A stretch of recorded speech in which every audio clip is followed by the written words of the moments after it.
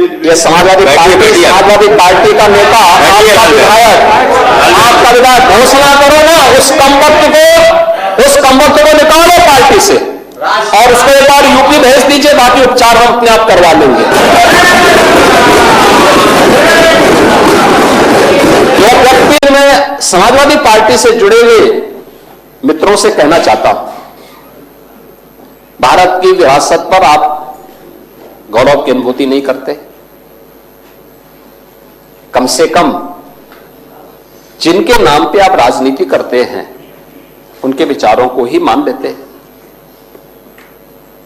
Doctor Ram Manohar Lohia ने इस बात को कहा था कि भारत की एकात्मता के 3 आधार हैं,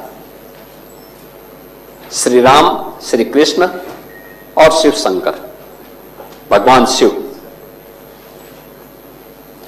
जब तक भारत की जनता इन 3 देव महापुरुषों के प्रति श्रद्धा का भाव रखेगी, तब तक भारत को भारत बने रहने से कोई रोक नहीं सकता। दुनिया की कोई ताकत भारत का बात नहीं कर सकता।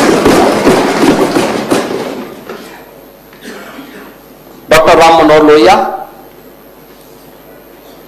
प्रखर समाजवादी थे। वे हमारी विचारधारा से जुड़े हुए नहीं थे, हां कांग्रेस के विरोधी थे, अपने मुद्दों पर लड़ते थे। आज समाजवादी पार्टी डॉक्टर लोहिया के विचारों से कितनी दूर भाग चुकी है।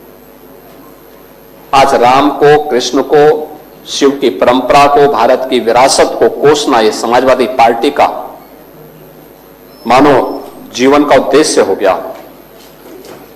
और दुर्भाग्य है कि उन्होंने आदर्श किसको माना है? यानी औरंगजेब को। औरंगजेब को ये लोग अपना आदर्श मान रहे हैं। औरंगजेब का पिता शाहजहां अपनी जीवनी में लिखता है, अपनी आत्मकथा में लिखता है कि खुदा करे कि ऐसा कमबख्त किसी को पैदा न हो। उसने आगरा के किले में अपने बाप को कैद करके रखा, एक एक बूंद पानी के लिए तरसाया।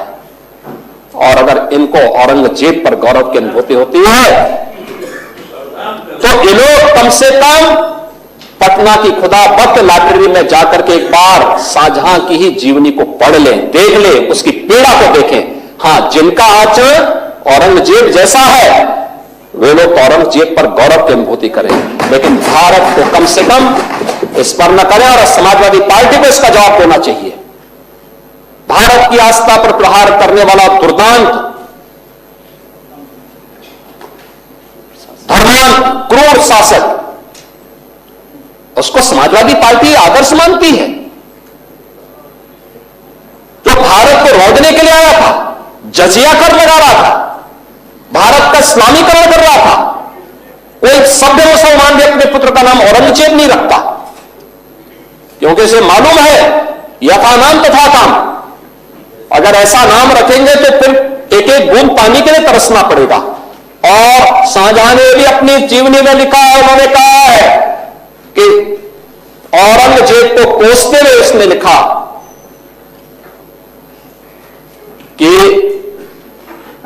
तुमसे अच्छा तो ये हिंदू है जो जीते जी तो अपने बुजुर्ग मां बाप की सेवा करता है, मरने के बाद श्राद्ध तर्पण के माध्यम से वर्ष में एक बार उन्हें जल देता है। तुम तो मुझे एक एक बूंद पानी के लिए तरसा दिए हो। अब समाजवादी पार्टी यह तय करे, ये पटना की खुदाबख्त ये समाजवादी पार्टी का नेता, आपका विधायक घोषणा करो ना, उस कमबख्त को निकालो पार्टी से और उसको एक बार यूपी भेज दीजिए, बाकी उपचार हम अपने आप करवा लेंगे।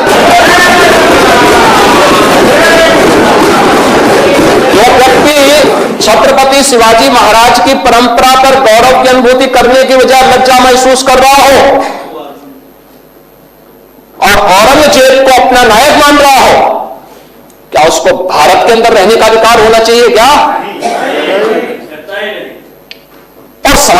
पार्टी को इसका जवाब देना चाहिए। एक तरफ आप कुंभ को कोसते रहे और दूसरी तरफ औरंगजेब जैसे दुष्ट और क्रूर